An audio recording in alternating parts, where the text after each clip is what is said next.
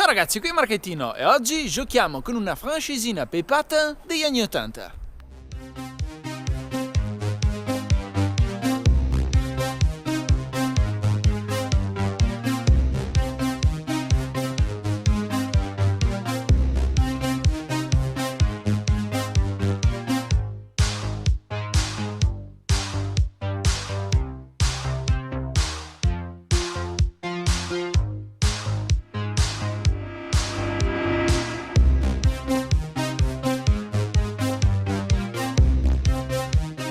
Questa è una macchina che all'epoca i nostri genitori amavano e desideravano di avere, ed è una macchina che anche i giovani di oggi fortunatamente apprezzano e desiderano veramente tanto. L'ho notato pubblicando la foto di questa splendida Peugeot 205 GT sul mio profilo Instagram. Onestamente non pensavo di ricevere così tanti apprezzamenti per questa macchina.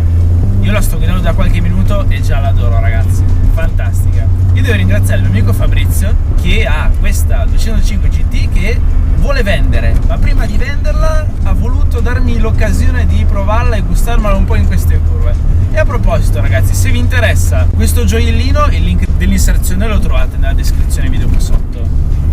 Non è una 205 GT come tutte le altre, perché questa qui è la versione Plus, un'edizione particolare prodotta solamente nel 1990. È un'edizione particolare caratterizzata da questa stupenda vernice chiamata Verde Sorrento, un colore molto particolare che alla luce del sole risalta tantissimo.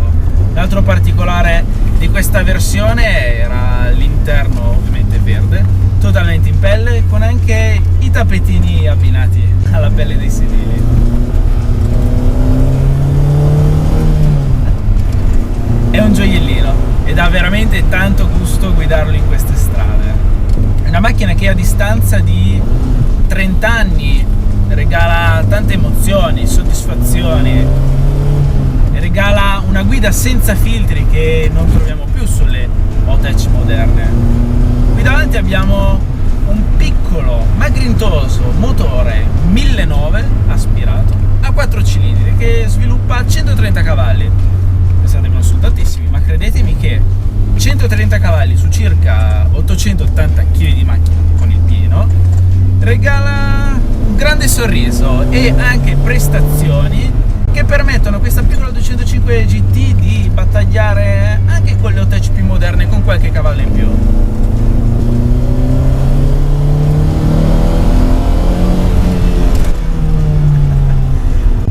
Qui non abbiamo filtri, non c'è elettronica, niente ABS, ESP, niente servosterzo. Così mi piacciono le macchinette sportive. Probabilmente al volante di una di queste macchinette ti rendi conto che le O-Tech moderne hanno troppe cose superflue. Qui semplicemente un cambio meraviglioso, un volante e un motore grintoso. Basta questo per divertirsi.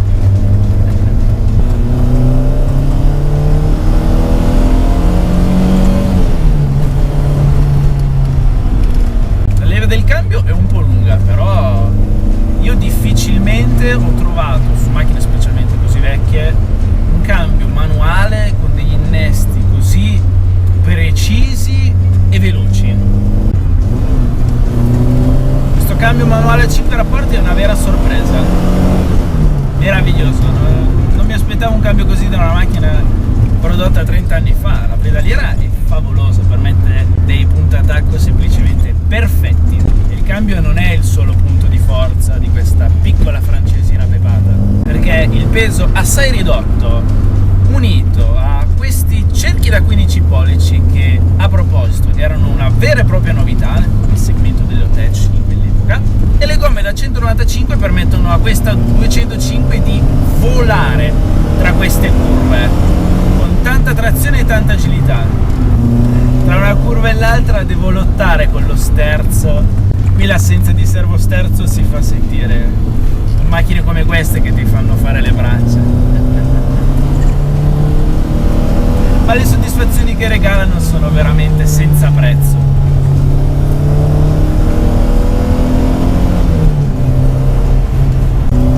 Una cosa che mi piace molto della GT del mio amico Fabrizio è il fatto che tutta la meccanica è stata restaurata completamente meno di 3000 km fa, il che significa che qui su questa GT si possono provare e assaporare le stesse prestazioni che Peugeot garantiva 30 anni fa.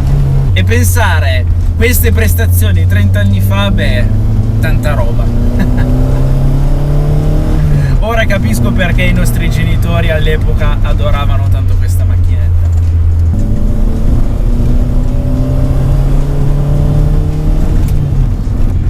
È una piccola scheggia, questo motore è favoloso e con la meccanica tutta restaurata è un gioiellino. Questo motore è fluido, ha un'erogazione possente dai bassi fino agli alti e viaggia preciso come un orologio svizzero.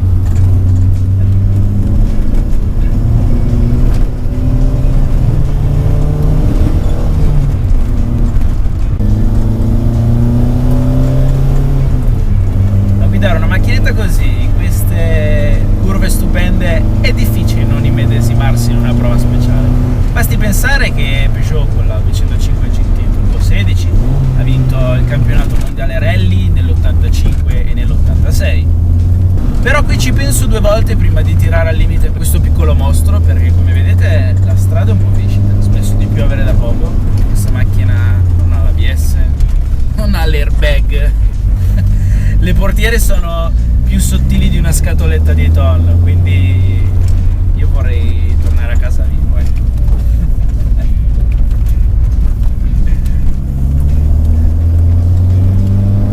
Però è favoloso, quando guidi una macchina così pura, così semplice, senza troppi fronzoli, ti appassioni a queste macchine vintage, a questi sapori vintage, che purtroppo le macchine moderne non possono, mi dispiace. Ogni tanto penso di essere nato nell'epoca sbagliata. E comunque, pur essendo una macchina abbastanza semplice in termini di elettronica, è una macchina comunque comoda e con tanti accessori. Basti pensare che questa versione Plus ha anche l'aria condizionata, la chiusura centralizzata, quindi comunque bisogna dire che 30 anni fa la 205 GT Plus era una macchina che offriva alte prestazioni ma anche alti contenuti.